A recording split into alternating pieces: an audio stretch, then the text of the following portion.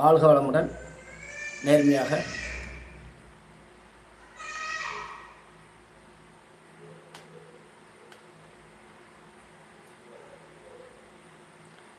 எம்பருடைய திருவடிகளால் என்னுடைய மன வலிமையால் போற்றுகிறேன்.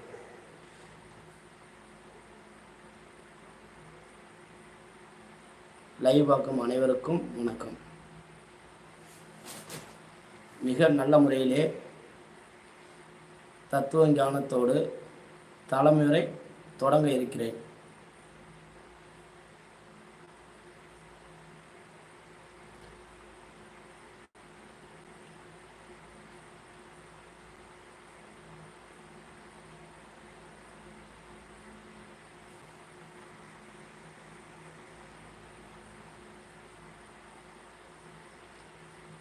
மை உணர்தல் தலைப்பு இன்னைக்கு பேசுகிறோம். பேசுகிற பொருள் நீ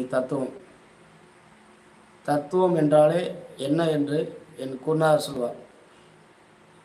ஒருவர் பேசி இன்னொருத்தர் விளங்காவிட்டால் அது தத்துவம். பேசுபவர்களுக்கு விளங்காமல் கேட்பவர்களுக்கு விளங்காமல் இருந்தால் அது பெரிய தத்துவம். இன்னைக்கு பேசுகிறது பெரிய தத்துவமா சிறிய தத்துவமான்று முடிவில் தான் தெரியும். தத்துவம் என்றாலே ஒரு மனசுக்குள்ளே ஒரு உளைச்சல், இவர் எந்த விஷயத்தை பேச போகிறார் என்று எல்லாத்துக்கும் ஒரு குழப்பம் இருக்கும். தத்துவத்தை ஏன் பேச வேண்டும் அப்படின்ட்டு நிறையா கேள்வி இருக்கும்.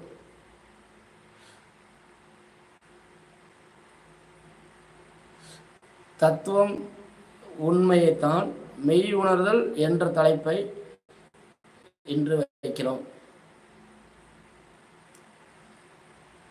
மெய் உணர்தல் என்ற அதிகாரத்தை திருக்குறளிலிருந்து இன்னைக்கு நம்ம சொல்றோம். தத்துவ ஞானம் என்று சொல்லப்படும். மெய் என்றால் தத்துவம், உணர்வு என்றால் தத்துவம்.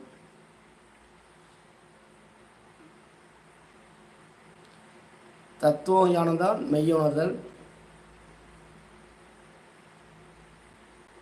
இந்த தத்துவ ஞானத்தை கொஞ்சமாவது விளங்கியாக வேண்டும்.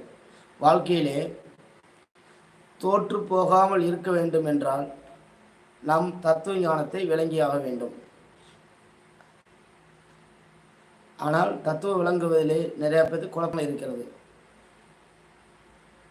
உண்மையை விளங்கி கொண்டால் பொய்யான நம் வாழ்வு போய்விடும். நான் பல பேரை பார்த்திருக்கிறேன். அதிகாலையிலே தலைவரை இழுத்து பொத்தி கொண்டு படுப்பார்கள். சூரியன் வந்துவிடும். அவர்கள் எழுப்பினால் பல பேருக்கு அது பிடிப்பதில்லை. எலும்புன்னு சொன்னால் சும்மா போங்க போங்க அப்படின்னு தலையில் மூத்திக்கணும். அந்த நேரத்திலே வெளிச்சம் அவருக்கு எதிரே. மயக்கத்தை சுகமாக கருதுவதற்கு வெளிச்சம் எதிரியாகத்தான் இருக்கும். அதுபோல மயக்கத்திலே மூழ்கி இருக்கும் இந்த உலகத்தில் சற்று கசப்பாகத்தான் இருக்கும். இந்த உலகத்திலே பொய்யிலே ஒரு விருப்பம் வளர்ந்து கொண்டு இருக்கிறோம். இந்த உலகம் பொய் மெய் என்று நம்பியவர்களுக்கு மெய்யை தரிசிக்கும் போது வெறுப்பு உண்டாகிறது. ஆகவே அந்த மெய்யை தரிசிக்க பல பேர் விரும்புவதில்லை. நம்மில் பல பேர் விரும்புவதில்லை. மாயை ஆனந்தமாக நினைக்கிறார்கள்.